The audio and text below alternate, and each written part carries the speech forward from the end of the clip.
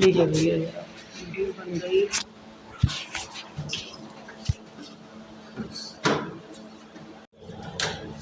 लग गया।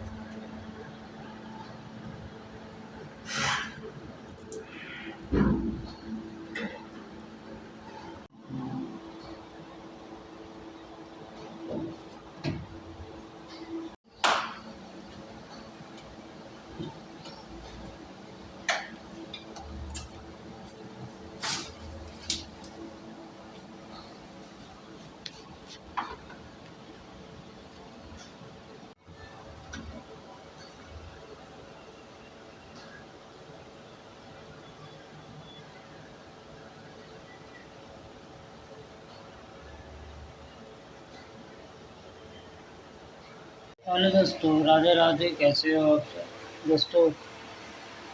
कूलर तो गर्मियों में बहुत ही आवश्यकता है, बिना कूलर के काम नहीं चलता है। तो कैसे हम अपने कूलर को रिपेयर करें? प्लास्टिक के कूलर सबसे मतलब सबसे ज़्यादा पेचीदा होता है। तो शुरू करते हैं तो खोलना।